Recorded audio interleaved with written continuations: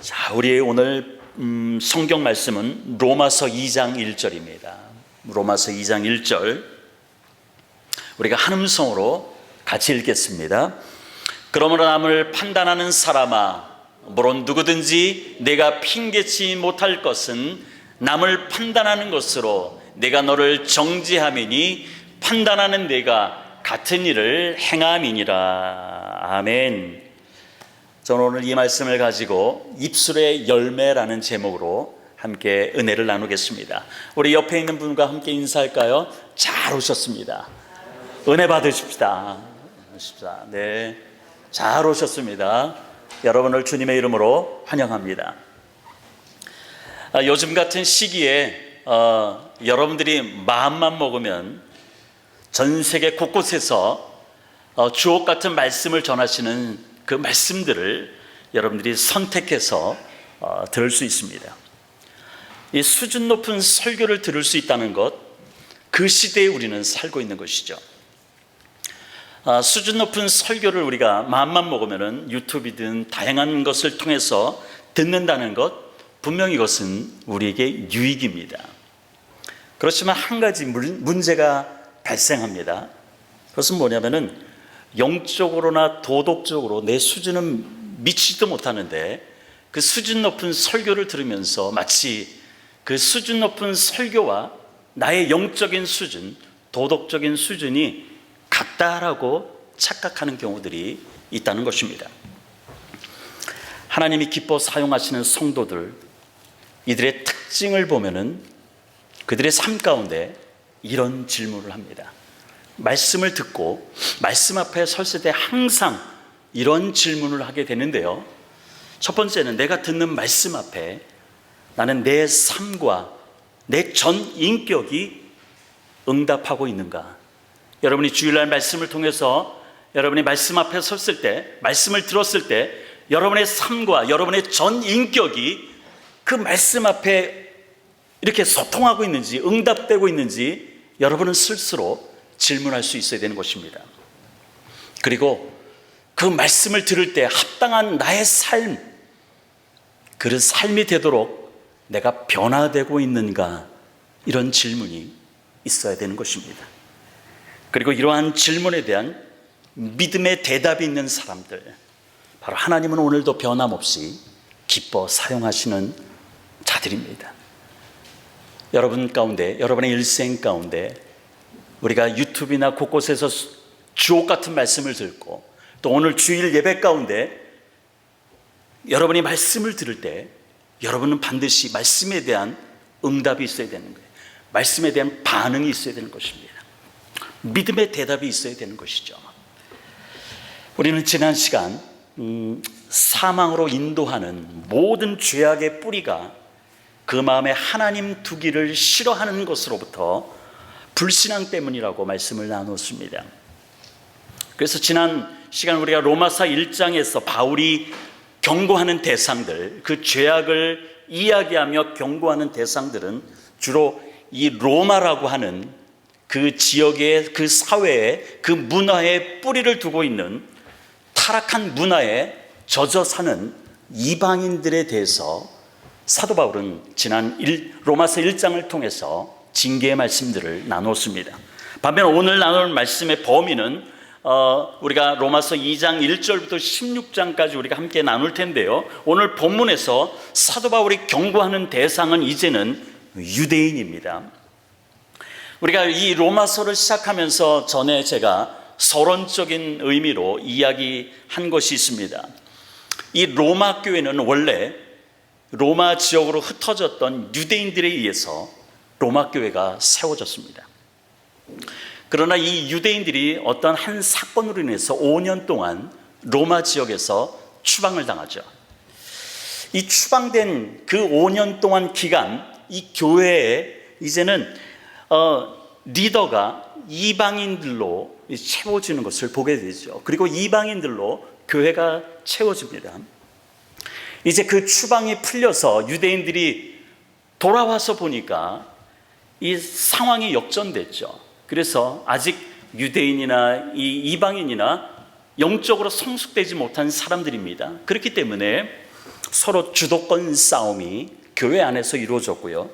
그래서 저변의 이러한 분위기들이 흘러가고 있는 그때에 사도 바울은 자신이 세운 교회는 아니지만 이들이 하나 되기를 소원했습니다. 그래서 모두 복음 안에서는 이방인이든 유대인이든 다 차별 없이 똑같다라고 하는 메시지들을 전하기 위해서 이 로마서, 이 편지를 쓰게 된 것입니다. 지난 시간 1장의 말씀을 통해서 이방인들의 죄에 대해서 경고하는 이 사도 바울의 말을 들었을 때, 여러분 이 지금 편지를 쓰는 이 교회의 분위기를 여러분이 이해하면서 들을 때 말씀이 여러분에게 잘 깊이 이해가 될 것입니다. 자, 이런 교회 안에 이런 분위기가 있습니다. 저변에 서로 알력 다툼이 있는 이 상황에서 사도 바울이 지난 시간 1장을 통해서 이방인들의 죄에 대해서 지적을 했죠. 자, 이방인들의 죄에 대해서 지적할 때 그 얘기를 들은 추방 이제 풀려서 돌아왔던 이 유대인들이 들었을 때 그들의 반응이 어떠했을까요? 사도 바울의 말이 지극히 당연하다고, 이방인들은 정죄받을 만한 죄인들이라고, 자기 분수를 생각하지도 못하고 교회 주인 행사한다라고 아마 이런 생각을 유대인들은 가졌던 것입니다. 마치 우리가 현대에도 죄의 종들의 그 말씀을 통해서 우리가 말을 들을 때, 저 말씀은 아무개 집사, 아무개 권사, 아무개 장로, 이런 사람들이 들어야 되는데 왜 오늘 안 나왔지? 이런 생각을 하게 될 것입니다. 나 아닌 다른 사람에게서 그 말씀의 적용을 하려고 하는 것이죠. 주의 종들이 하나님의 진노와 하나님의 그 형벌에 대해서 설교해도 의인의식에 사로잡힌 사람들은 눈 하나 깜짝하지 않습니다. 십자가에 대해서 설명하고 죄에 대해서 메시지를 전해도 마음에 감동이 없습니다.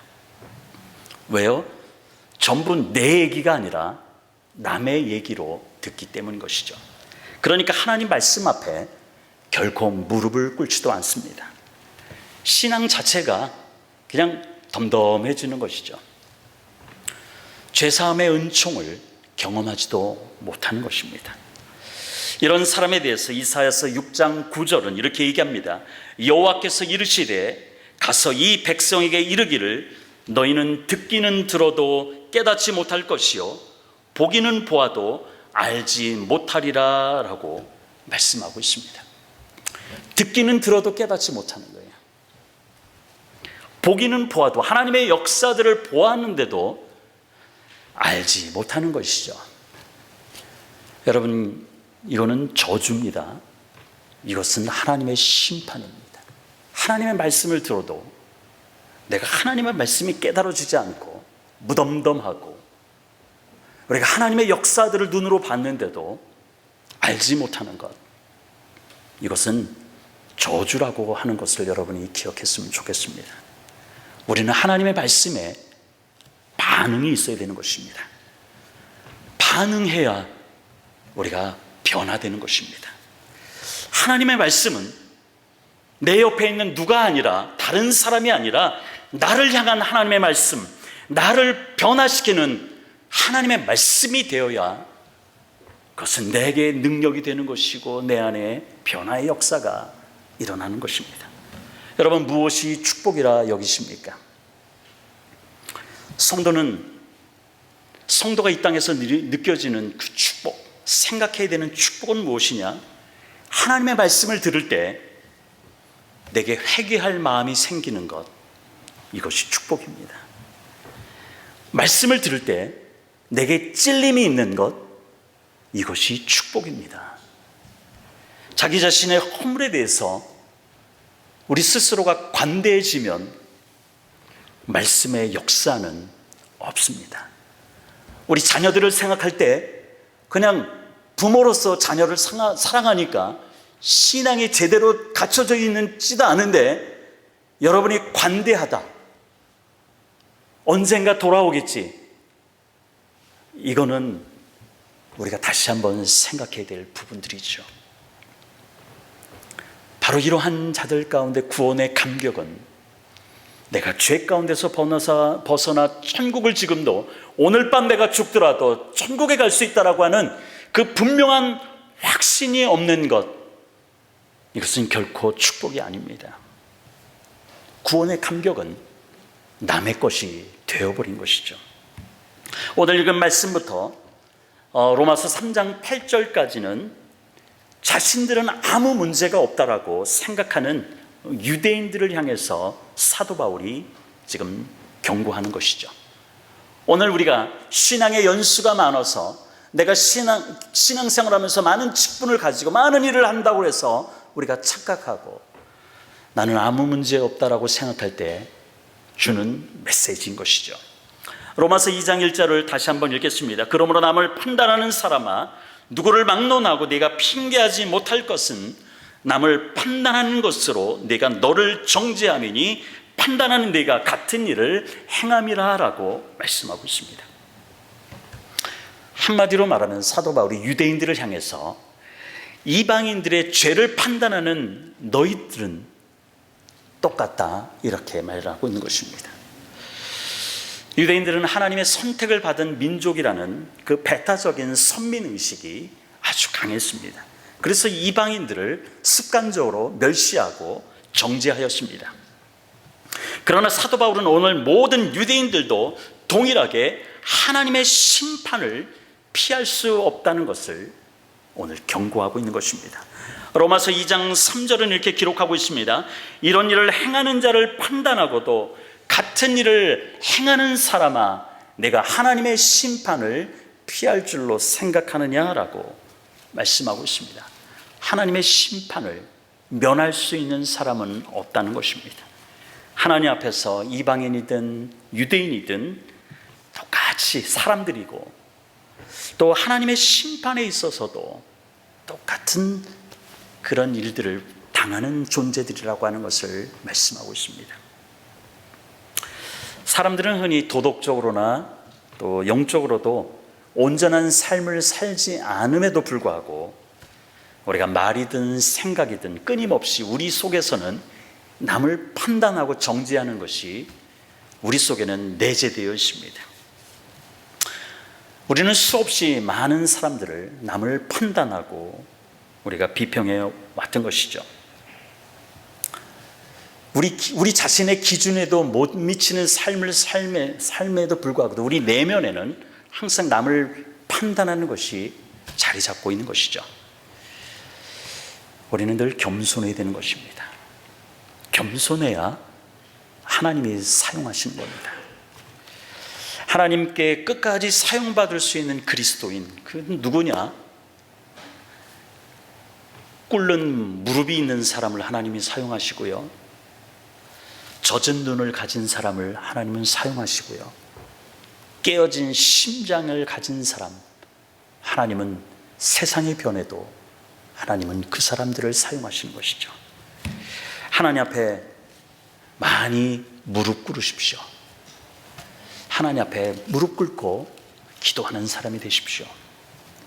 그리고 잃어버린 영혼들, 그리고 내 옆에 있는 우리의 성도들을 위해서, 우리가 기도할 대상자들을 위해서 여러분이 눈물로 기도하십시오. 그리고 가슴에서 터져나오는 그 간절한 소망, 이 소망을 갖고 있는 사람들, 하나님은 오늘도 변함없이 사용하실 것입니다. 성도들의 권위가 어디 있을까요? 성도들의 권위는 신앙의 연수에 있지 않습니다.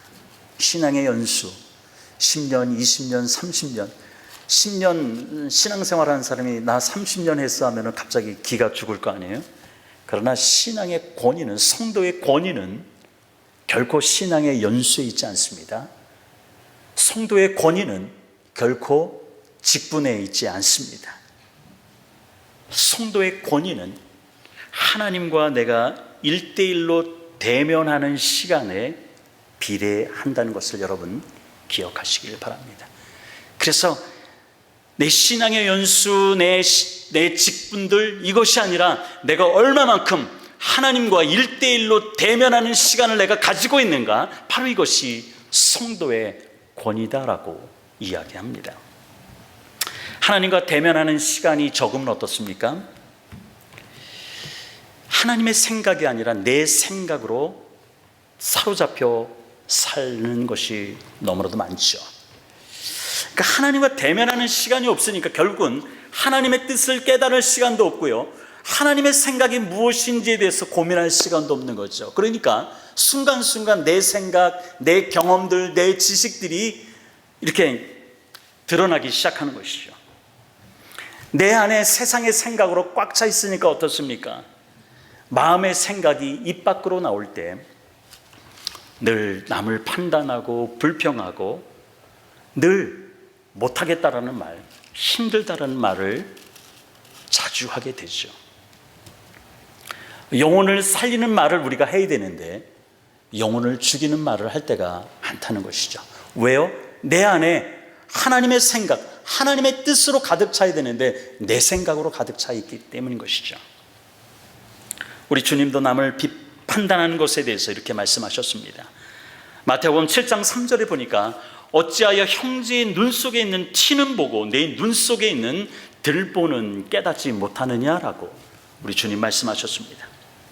이러한 자들에 대해서 예수님은 마태복음 7장 5절에서 외식하는 자들이라고 책망하십니다. 즉 위선자라고 말씀하고 있는 것이죠. 사랑하는 성도 여러분, 우리 눈에 있는 들보를 먼저 빼내어야, 그래야 나의 눈을 가리는 것이 없어지고 그래서 잘 보이게 될 때 다른 사람의 허물이 보이고요, 그 허물을 우리는 판단하는 자리가 아니라 그 허물을 위해서 기도하는 사람이 된다는 것이죠.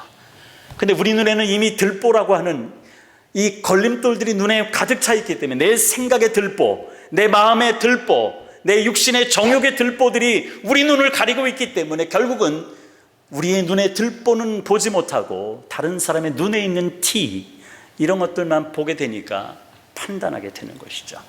성도는 비록 남의 허물이 보이고 부족한 것이 보일 때 우리는 조용히 그를 위해서 기도하는 사람, 바로 이것이 하나님께서 사용하시는 큰 그릇임을 여러분 늘 기억하시길 바랍니다.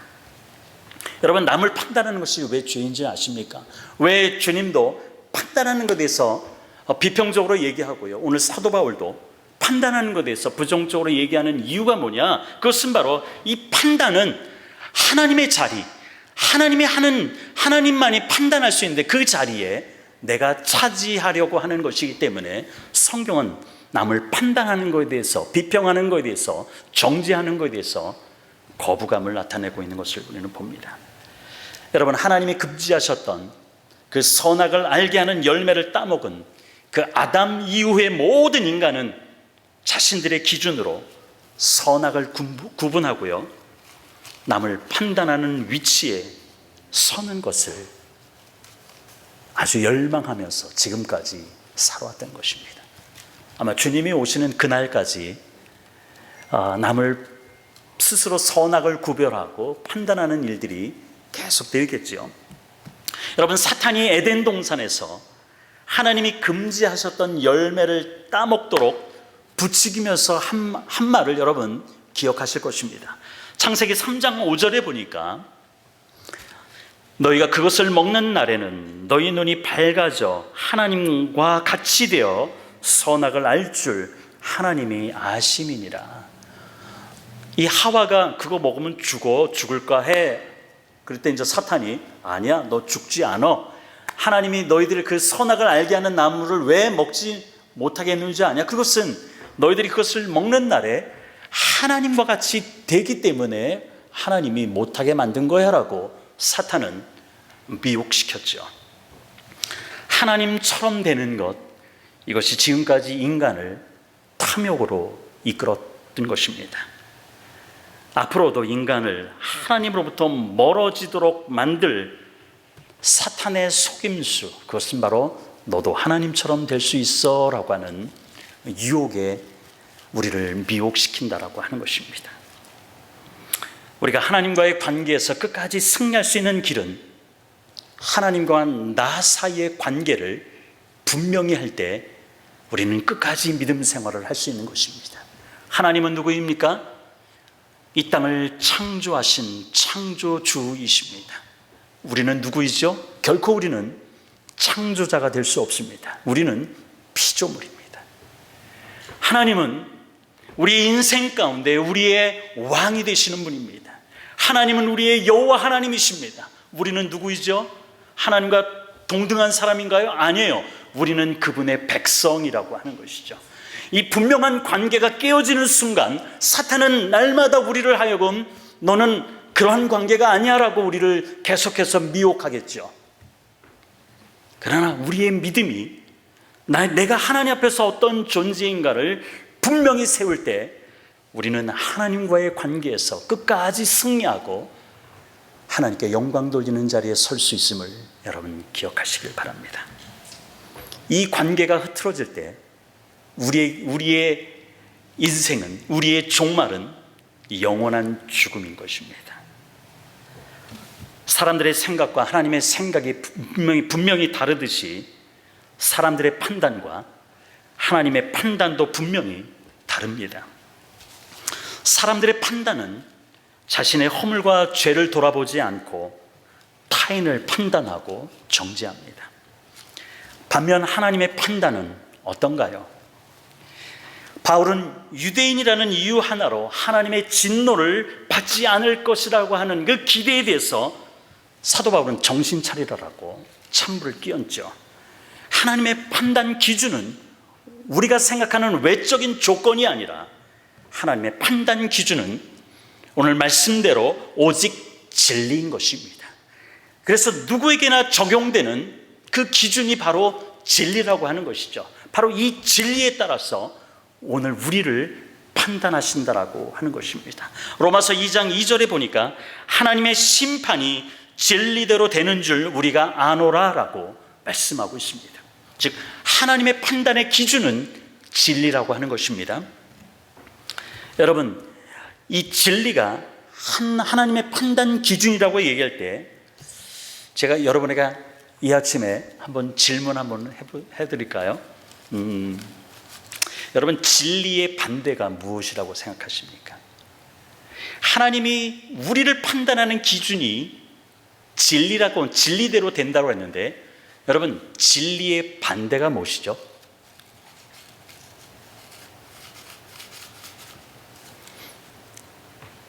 헬로? 네? 거짓.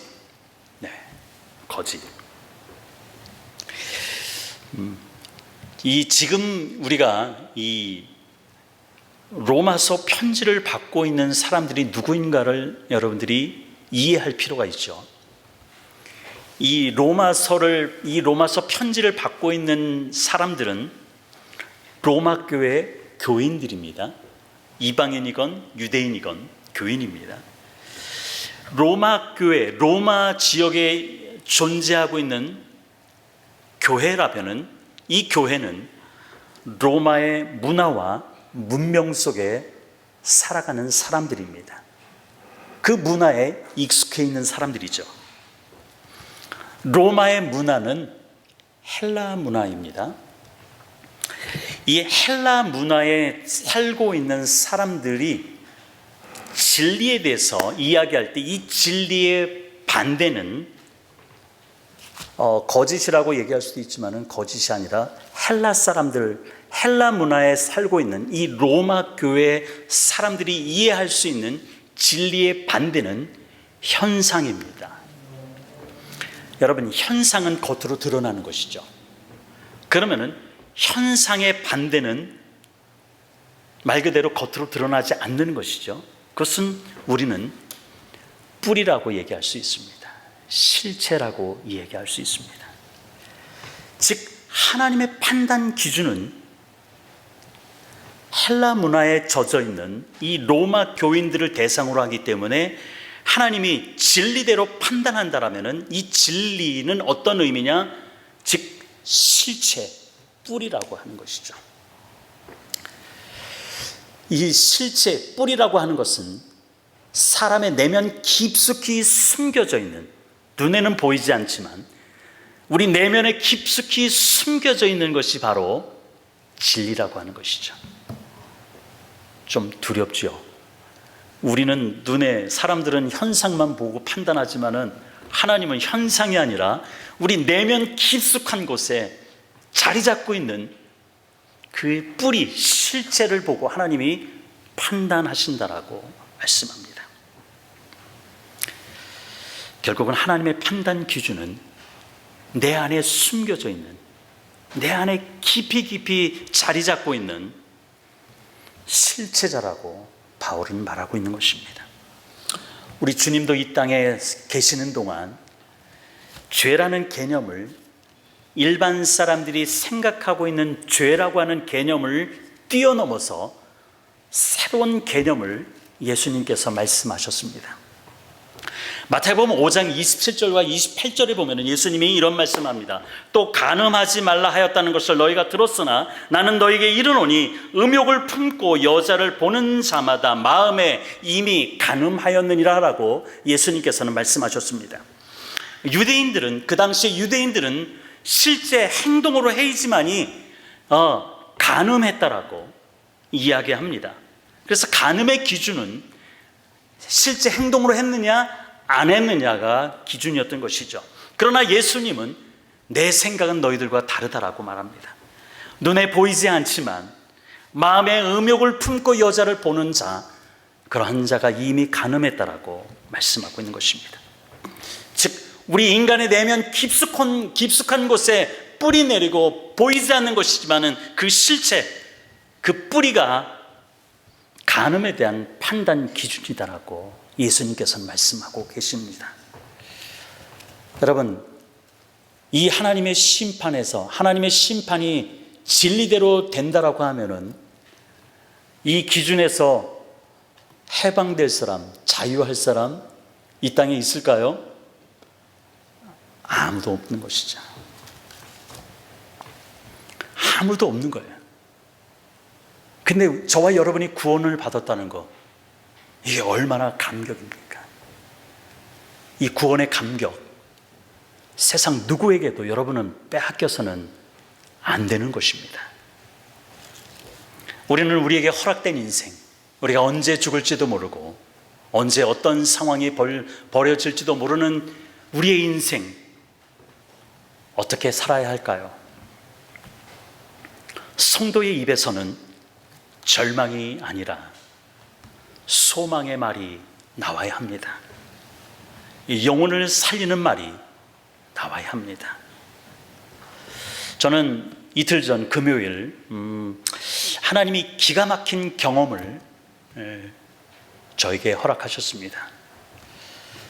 사실 이 자리에 서 있다는 것 감사합니다. 이게 하나님의 은혜입니다. 그렇기 때문에 제 생각에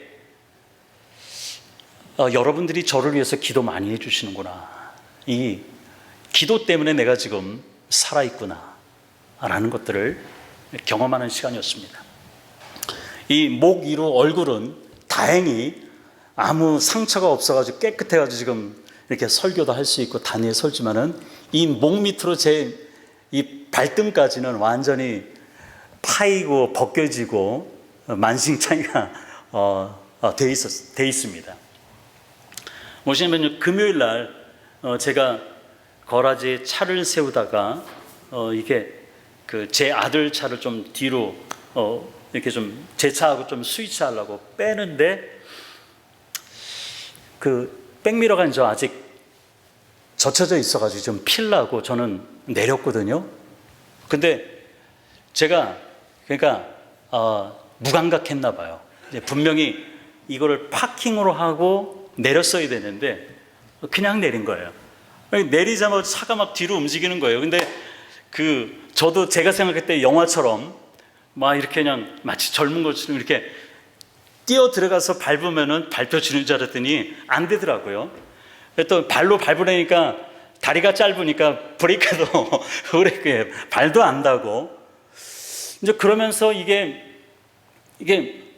또 약간 엎어지면서 제가 손으로 하는데도 손으로 안 되는 거예요. 그러니까 그 순간에 이거는 여기서 차를 세우려고 발버둥 치다가는 내가 죽을 수도 있겠다 이런 생각이 확 드니까 순간적으로 모든 것들을 다 이제는 내려놓고 차야 그냥 가라라고 하고 저는 옆으로 그냥 벌러덩 뒤에 좀 엎어졌죠. 그러니까 주변에 있던 뭐 그 동네 사람들이 와가지고 막 가슴이 막 덜컹했대느니 막 어떻게 된 거냐고 막 그렇게 얘기하는데 차는 물론 저 뒤로 계속 가서 그 남의 집 담벼락을 이렇게 부딪히고 저는 뭐 막 차에 끌려다니면서 막 이렇게 또 발등 오른쪽 발등에는 바퀴가 약간 살짝 지나가고 막 그래서 뭐 곳곳이 다 그냥 그 까지고 파이고 막 이런 상황이죠. 근데 참 그 순간에 참 내 입에서 부정적인 얘기가 나오는 게 아니라 정신도 없고 그 정신이 없는 상황에서도 하나님 그냥 살려주신 것만 해도 감사합니다. 그리고 우리 성도들이 나를 위해서 기도해 주고 있구나. 얼마나 그 순간이 감사했는지 모릅니다. 여러분께 감사하고요. 기도해 주셔서 감사하고 또 이러면서 제가 우리 성도들의 입에서는 우리가 어떠한 상황을 만났는지 우리는 알 수 없잖아요. 그러나 절망의 순간에도 예기치 못한 그 순간에도 우리의 입에서 감사가 나오고 불평이 나오지 않고 못하겠다, 나는 할 수 없다, 힘들다 이 말이 아니라 하나님 감사합니다. 하나님 나를 살려주셔서 감사합니다. 나를 위해서 누군가 기도해 주셔서 기도하게 하셔서 감사합니다. 이것이 바로 저와 여러분의 인생 가운데 우리가 주님 오신 날까지 붙잡아야 될 신앙의 줄기인 것입니다.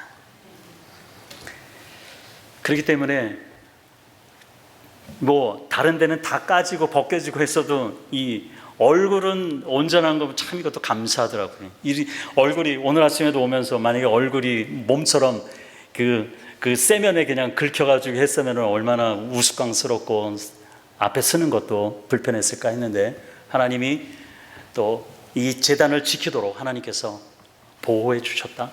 이런 생각하면서 참 감사하는 시간을 가졌습니다. 여러분 잠언서 18장 21절에 죽고 사는 것 이것은 혀의 힘에 달려있다라고 성경은 우리에게 말씀하고 있습니다. 혀를 쓰기를 좋아하는 사람은 혀의 열매를 먹으리라 말씀하고 있습니다.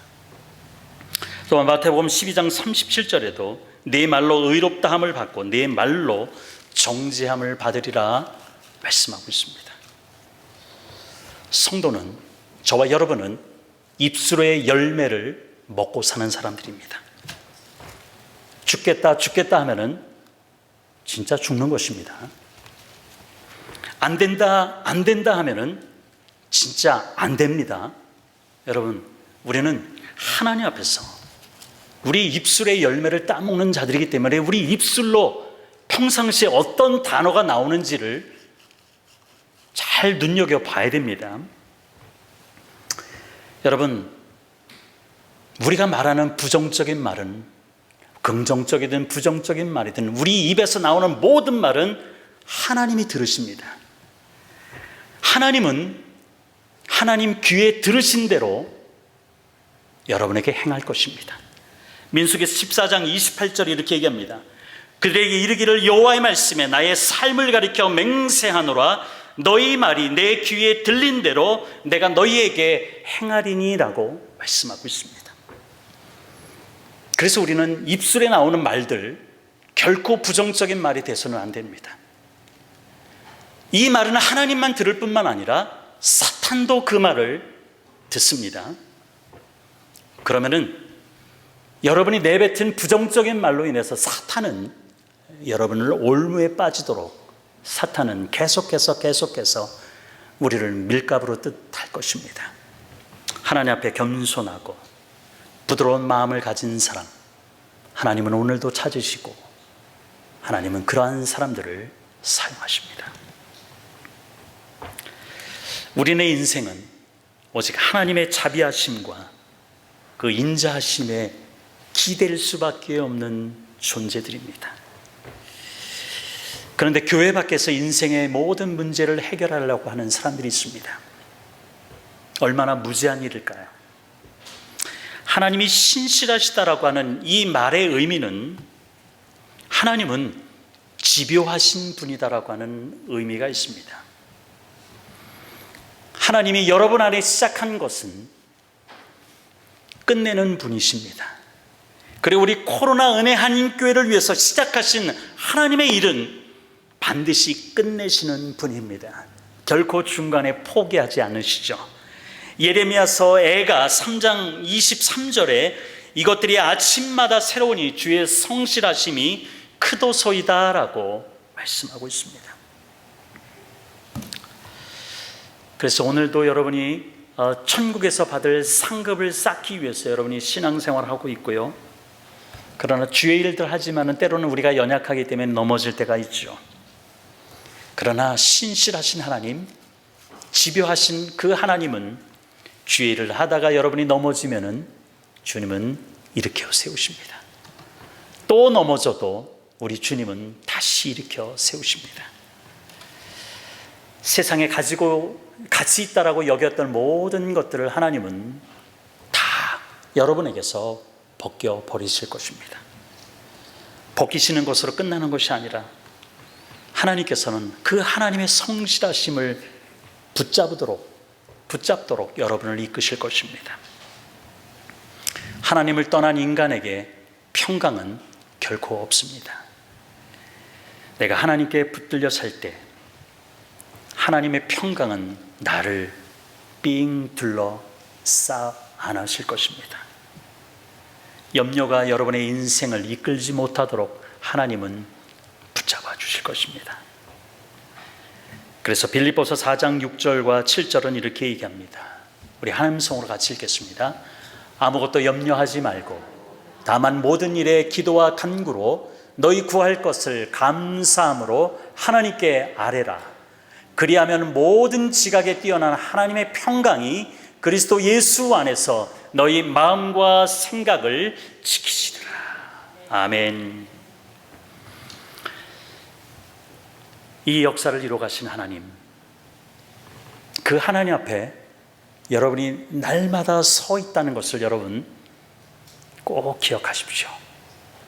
그렇기 때문에 혼자 있을 때 여러분의 마음의 생각과 행동이 무엇인지가 바로 여러분의 현재 신앙의 수준이라는 것을 여러분이 기억하셨으면 좋겠습니다. 내가 혼자 있을 때 내가 지금 뭔 생각하고 있고 어떠한 계획을 가지고 있느냐, 무엇을 하느냐, 이것이 바로 여러분의 현재 신앙의 수준입니다. 그래서 하나님 앞에 서 있다라고 하는 의식이 분명히 있어서 혼자 있을 때건 많은 사람들과 함께 있을 때건 하나님 앞에 서 있는 자로서 여러분을 다스리시고 여러분의 내면 깊은 곳까지 여러분이 그 성령의 보혈, 성령의 능력이 임하고 주님의 보혈이 임해서 하나님이 정말로 사용하고 싶어하는 그릇들 다 되시기를 주님의 이름으로 축원드립니다. 아멘. 기도하겠습니다.